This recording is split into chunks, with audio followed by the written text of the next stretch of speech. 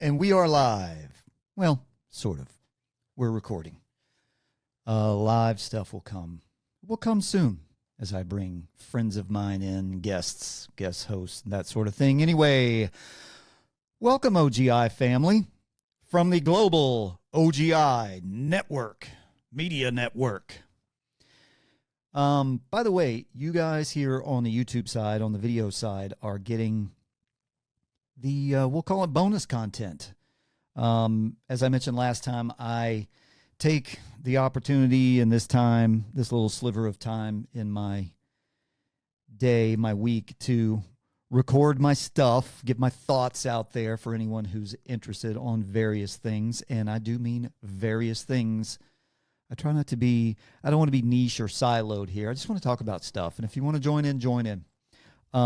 And please, by the way, this is where the very unclever version of begging for what they demand that you beg for comes in, as far as subscriptions and all that kind of stuff. So I haven't actively marketed this channel. Again, it's just me doing me things. And if you want to join in, join in. If you find some value here, by all means, please like, subscribe, all of that stuff, and share the channel if you know someone who might find value as well, whether it's a little bit of humor, storytelling, just some chill time. Then please, by all means, share it out and let's get some subscriptions going, because there's more stuff I'd like to do here, things that I'm ideating. But anyway, so do that, please. And I will hit record on the little roadcaster over there in a minute to do the audio only, because there are those who like to consume podcasts on the audio side, the purist side. And I'm an old guy, as the name of the channel would indicate. And I grew up in the golden age of radio and the golden age of media, as far as I'm concerned, where we did things right and sound was great. Presentation was great. Tenor was great. The timbre of the voice, all that stuff mattered. And with mass production of bullshit media these days, that's like throwaway media. Put content out just to put content out and get likes and clicks, and that's very boring and pointless to me. I'd rather put out something that looks and sounds a little better. And speaking of looks, it's really bright here in Studio A, because it is bright outside that window. And maybe one day I'll put up some blackout stuff and make this an actual studio, but whatever. And you might see all my stuff behind me, my ancestry stuff, Scotland, South Carolina, Japan, where I was born. And some meaningful stuff to me. It's on my little memorabilia wall over there. You should see all this stuff. I got a lot of cool stuff around here. I had to pare it down. I used to work in a world where I came across lots of pretty rad people, and I got cool photos and memorabilia and various things from those times, but I had to really pare it down, because I wanted my office, when we bought our new house, our new old house, to be more subdued and less like a man cave, I guess, because I do see clients for my other businesses in here as well. Photography and media stuff, by the way, for you, not anything untoward. Anyway, as I ramble on, like I said, I'll start recording the audio side for this, but this is bonus content for y'all, free of charge. I'd like a subscription if you don't mind. Click the bell. Get your notifications. Whatever. Join me if you want. Like, subscribe, comment, please. If you have something meaningful or of value to say, then by all means, leave it in the comments section. If you're a troll or an asshole, or you have nothing of value to say, then keep it to yourself. There needs to be a little bit more of that in this world. We used to have a filter for thoughts before they escaped into the world, and we don't have that anymore, but hey, I guess that's okay. Anyway, I am going to talk today about something it's two parts here. I wrote a blog post for my other website, projectsemper.com, regarding the perception of reality. And the fact of the matter is, you can be a human purist, I guess, and say that every reality is reality. There is no difference in reality. And I wholeheartedly, respectfully disagree, because the old saying that perception is reality is 100% accurate, I feel. Because we all perceive things, anything from a catastrophic or traumatic event to a play, to a TV show, to colors differently. And that shapes our version of reality. Now, for most people, those versions of reality overlap like a big Venn diagram. There's diversions here and there, but for the most part, people worldwide are pretty common individuals. They share a lot of common goals and common outlooks, common foundational things. And so those realities, the 8.5 or 9 billion realities, tend to overlap on a big Venn diagram, and that's what keeps us all from going primitive on one another and trying to establish 8 or 9 billion fiefdoms, because we can perceive that those differences in realities are very subtle and largely irrelevant and okay, and they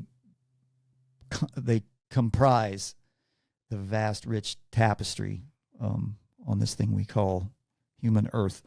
But I came across, anyway, I wrote this blog post about the perception of reality and how it differs. And then I came across an article recently that was very personally meaningful to me. And that is this, that Mattel, the toy and game maker, is making games more accessible for colorblind players. And I am one of those people, one of those 350 million people around the world for whom the world is different, because we don't see it the same as the larger amount, the 97-ish or so % of the population that doesn't have this sort of physical anomaly, I guess. And that made me happy, because various things in life can be a little bit challenging when you can't see certain colors, or for some on the extreme, really any colors. For me, it's little slivers in the red and green spectrums that are close to maroon, and like a seafoam-ish, tealish kind of a green. I can't see that at all. It looks like nothing to me. Like if you ask me, if you point at that color, that kind of seafoam green, it just looks like nothing to me. That actually particularly looks gray to me. But something like a maroon, it looks like nothing. It just looks like muddy nothing. And it's interesting to think about and conceptualize the real world and sort of the metaphysical effects of something like colorblindness and how it shapes your world. But I came across this, and I was really appreciative because, well, for example, there are, I live in the upstate of South Carolina. We live in the foothills of the mountains, and my wife and I love hiking. And it is, if I didn't have her, it would be a hell of a time. She is not colorblind, and many of the trail blazes, the markers that they paint on the trees to mark the trails, are red.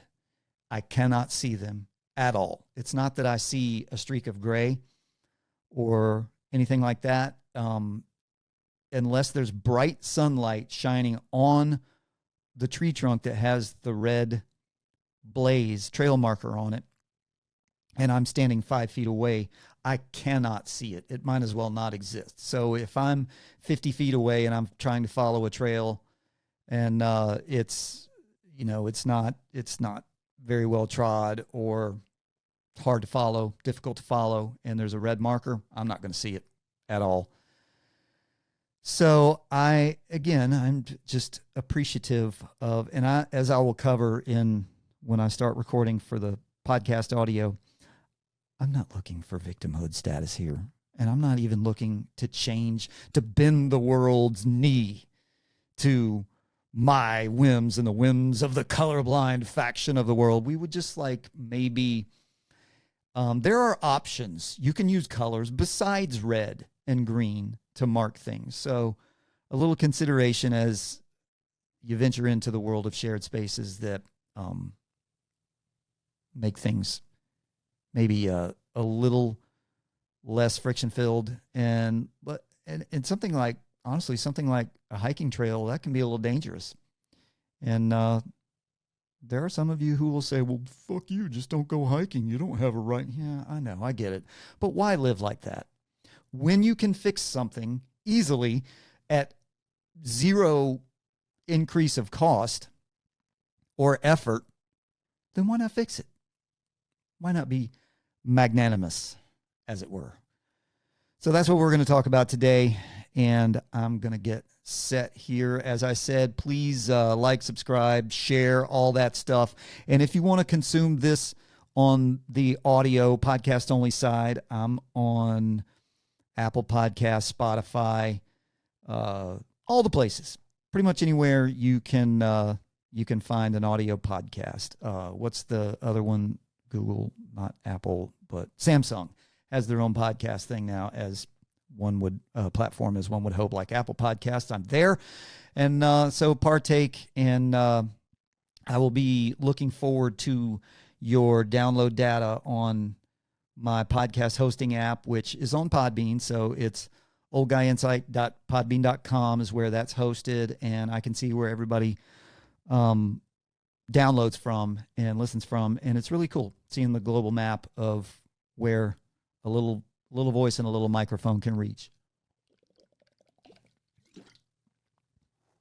By the way, y'all see that right there? That's right, old guy, curiously strong. All right, I am going to attempt to do this without my reading glasses, the old guy says. So I've made my font, make big. I've made my font large, and hopefully I won't fall and can't get up and don't need a Cricut with giant buttons on it just yet. 4, 3, 2, 1. Lift off and the clock has started. You know what? I started that too early. I got to do my read in. Hey, like I said, behind the scenes content. So anyway, here we go. Make sure my contacts are seated properly. OGI Podcast 3, Colorblind and the Perception of Reality. Regards and good wishes, people of the world. Finally, and thank you, Mattel. I am fully cognizant that my color vision issues don't make any disability hierarchy, nor do I ever want to be anywhere near the counterfeit victimhood marketing circle of hell. But it's nice to be thought of. Colorblind world perception is a fundamentally different reality that neither side can authentically understand. We appreciate the consideration. Now, if we could just get the parks and trails people to stop marking trees with red blazes. Let's get into it, shall we? 4, 3, 2, 1. Lift off and the clock has started.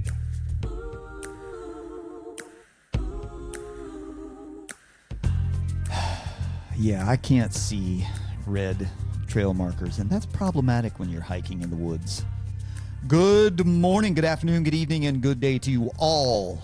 I hope this message finds you truly well and joyful, and that you can see clearly in your mind. Thanks for joining me here on OGI. I am your host, Scott Schroeder. Always flesh and blood, never AI generated. And I'm grateful for a little bit of your valuable time. Your active support helps the show survive and advance. Wherever you are consuming this, please like, subscribe, rate, share, review, and whatever else the algorithm overlords demand. I came across a story recently that the toy and game company Mattel is going to begin making games like Uno and Phase 10 that are color-driven more accessible for people with colorblindness. As someone who lives in the altered reality of colorblindness, I genuinely appreciate the effort. As preface, this episode began as something else entirely, but after reading this article, my entire thought process shifted to a broader essay on phenomenology and my humble attempt to explain my thoughts on the matter. Bear with me for a few minutes while I walk through this story. That's right. It is vintage story time with Schroeder again. Everyone's perception of a philosophy or set of standards or way of living or anything else in the realm of thought is, by its very nature, open to personal interpretation. Even the way we perceive what we call reality varies by degree depending on the individual. A simple physical anomaly such as colorblindness, for example, shapes the way about 1%, depending on what you read, 1 to 3%, but it's said somewhere around 350 million people, and that's basically the population of the United States that's colorblind. But it shapes the way that group of people sees, and there's quotes around sees, and every time I say it, there will be quotes around sees.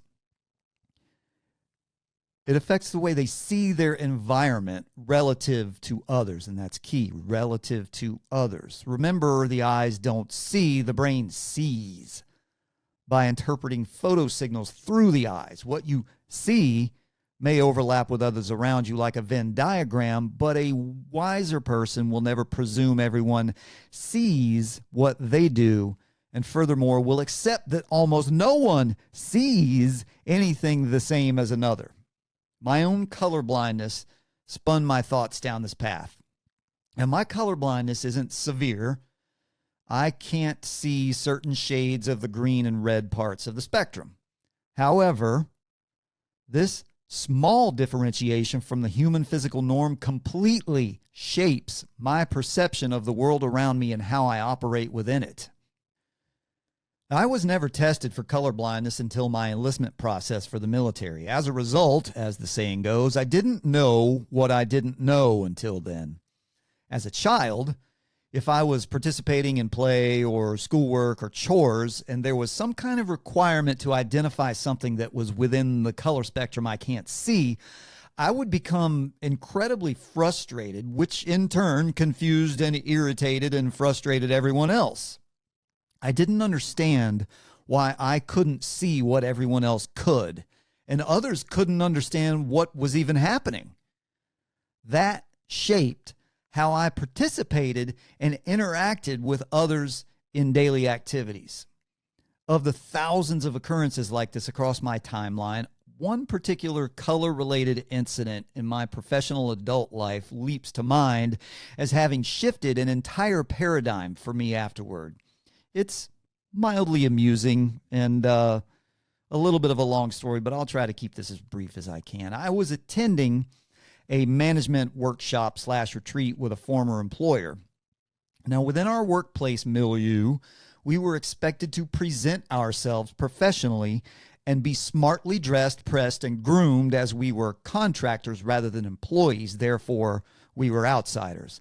And our contracts could be terminated or renewed based on a number of factors. So our default policy was to give 10% extra than we thought was required with everything we did. So whatever our 100% was, add 10%. And that's how we had to do to operate in this world to keep ourselves going. Now, aside from that, one should always make their best effort to dress and groom themselves appropriately for the given situation, and there's much more on this subject in the future. Anyway, an unwritten rule at the workshop I was attending with my company was that one of the days was dedicated to recognizing the best-dressed individual. Bear in mind, my wife, I'm colorblind, and my wife, who is not, colorblind, was not with me, and we didn't have a roommate situation, so I and my suboptimal color vision were on our own. You can probably see where this is going. I showed up in what I thought was an elegantly sharp and fashionable ensemble. But at lunch, after many strange looks and comments, I called my wife and told her what was happening and what I was wearing. I could hear the face palm and the eye roll on the other end of the line. I was ordered to summarily get to my room as fast as humanly possible and change clothes, and told what to change into. When I returned to the meeting, the VP of my company approached me and let me know how, well, let's say fortunate it was that I didn't spend the remainder of the day wearing what I was wearing. The articles of clothing I was wearing were classic, stylish, and well put together, but my colors were apparently an absurd combination. Tangentially speaking, in a black and white world, I looked awesome. I walked away from this embarrassing episode a little wounded and a little flustered, but educated. And for the first time, really for the first time in my 30s, no less, I really began to understand my lack of color perception. Now, take note of this. The only worthless experiences are those from which you learned nothing. And as I said, I came away from this educated. Bummed out and hurt a little bit, but educated. Anyway, that incident informs why very nearly every stitch of clothing I own now is gray or blue. Bottom line, I can't dress myself or buy clothing without my wife because it's important to me how I present myself in public. As I said, much more on that in the future. Another example of my perception of reality being shaped within my mind lies in nature. Most people see a lawn or a field of green grass bathed in sunshine as a beautiful thing, evoking joyful feelings. To me, the glare and reflection of bright light from grass, trees, bushes, and other green elements of the environment is a murky and muted sensory assault. Because of this, a sunny day actually makes me somewhat angry and depressed, like I'm under attack from my own surroundings. And this is not something that I cognitively or cognizantly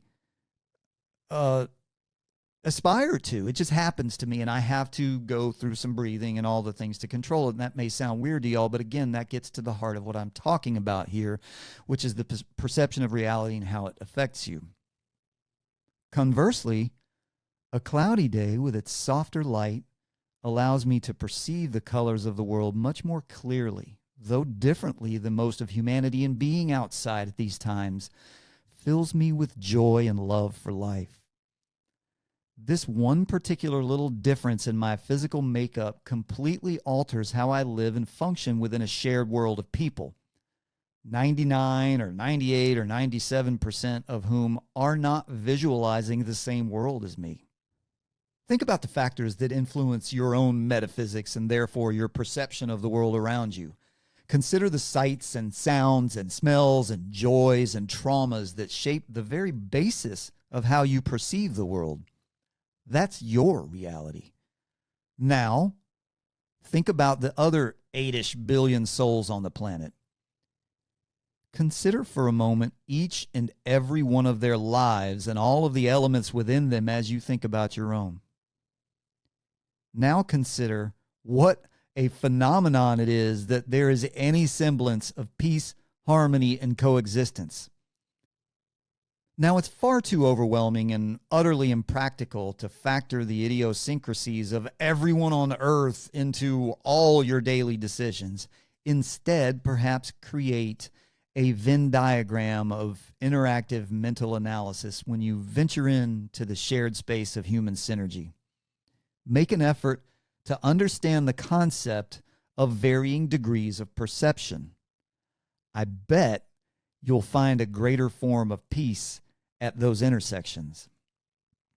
A better version of this world is out there and ready to reveal itself to those who allow the walls of pretext to fall away. It really is proof of the miracle of the human soul or energy or essence or whatever you wish to call it, that we aren't engaged in constant external warfare with everyone around us. We are able to set aside the steady flow of dark thoughts intrinsic to human existence and step out of that shadow to seek and find the basic elements of harmony among a vast assortment of personalities from every walk of life. This is the very essence of the incomprehensible value of life found unspoken and elemental through the history of humanity. And it is a humbling and staggering miracle. I've used that word twice now, miracle, because there isn't a more suitable term for something not explicable by nature or scientific laws. It makes no sense except that it makes the greatest sense of all. Have you lost your faith in your purpose for being because of constant friction? Perhaps you can use this thought process to refine any hostilities you may have. I know I struggle with this every day. The natural ambient state of existence is friction by the very laws of physics. It's the human spirit that overcomes this state.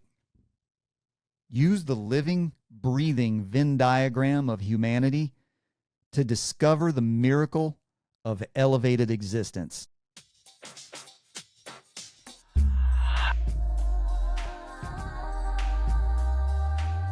That is enough to ponder for now, for sure. This episode is dedicated to everyone out there who sees differently in every way. OGI can be found on Spotify, Apple Podcasts, Riverside.fm, and everywhere else in the podcast universe.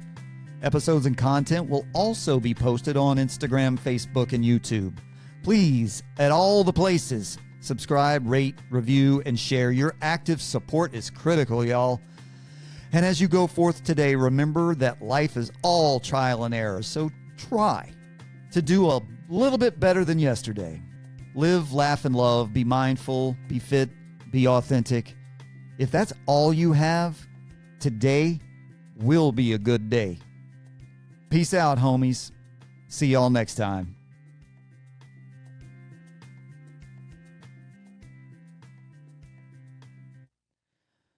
Woo, that was fun, wasn't it? So there's the message.